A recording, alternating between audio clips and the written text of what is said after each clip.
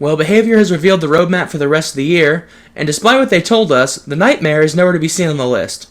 That's okay, because we know he's going to be looked at soon enough anyways, and this is going to give us more time as a community to take a look at Freddy as a killer and give additional feedback to Behavior.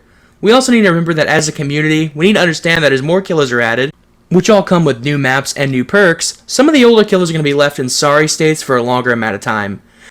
As disappointing as that is, as a Nightmare on Elm Street fan, I'm just going to have to wait a little bit longer to play a stronger version of Freddy. I do have hope that the developers will do right by the horror icon and make a new and improved version of him.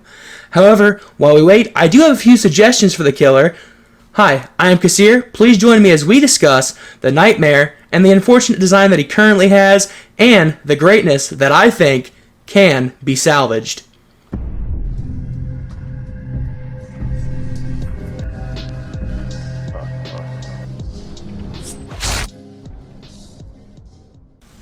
Cast your minds back to July 2019. Ghostface had just been introduced to the game, and the rework to the Nightmare was confirmed.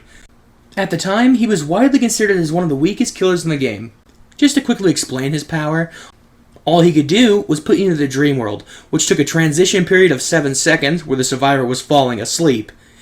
And that was it. No snares, no pallets, no teleporting, probably because he feeds on radiation.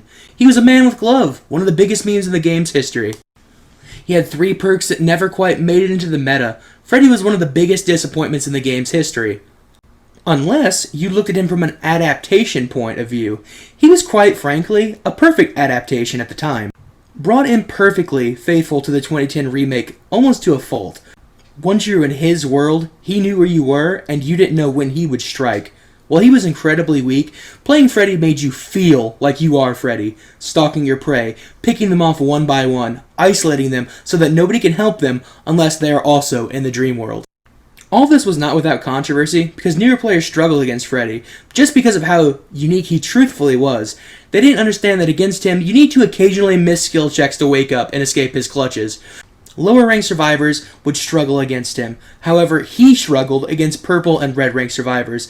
Over time, killer players had had enough. Freddy was weak and they wanted him to be competitively viable. And thus, the Freddy rework was born. Once again, cast your minds back to the July of 2019. I was still a teenager, and Dead by Daylight had just released my favorite killer, the Ghostface. However, also on that live stream, it was revealed that Freddy would be getting a rework later in the month. Once he was shown off on the PTB, the general conclusion that while he was much stronger than before, he was incredibly boring. Dream snares were able to be placed without losing speed, as well as having the 10 of them at all times. He was able to slow the game down to a snail's pace with one of the most iconic builds in game history, Forever Freddy. You'd use the swing chains and the jump rope add-on, as well as the meta gen slowdown at the time, to drag the game out as long as you can. Quite frankly, Freddy was a brainless killer who got things done very easily. He was a high A tier, low S tier killer, depending on who you ask. Long story short, he was extremely problematic for a long time until he was nerfed into the ground.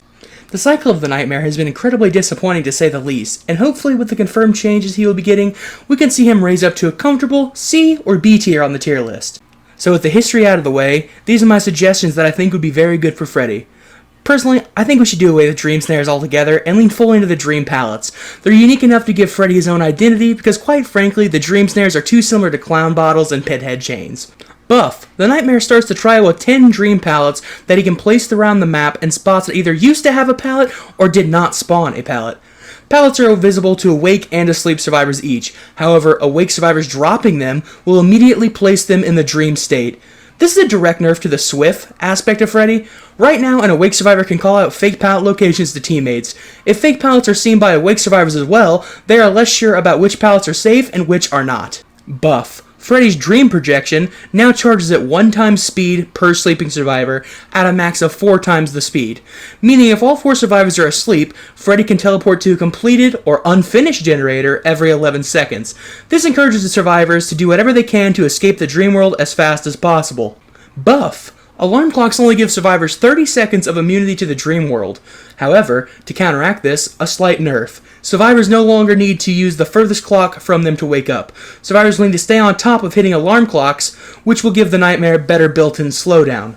With these changes, as well as an add-on pass to bring his set of add-ons into line with his reworked kit, I think it could be enough to drag Freddy out of the miserable state he has been in these past few years and put him into a better spot as a killer, while raising his skill ceiling more by using deception and well-placed fake pallets, as well as bring him a bit more in line with his movie counterpart, by having complete control of the dream world and making it more of a dangerous place for survivors to be, because right now, honestly, it doesn't really matter if you're asleep or not. You don't feel afraid of Freddy.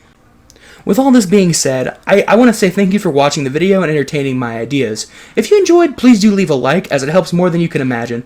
Comment down below if you have any ideas of your own. Once again, I'm Kuhssir, and thank you for watching.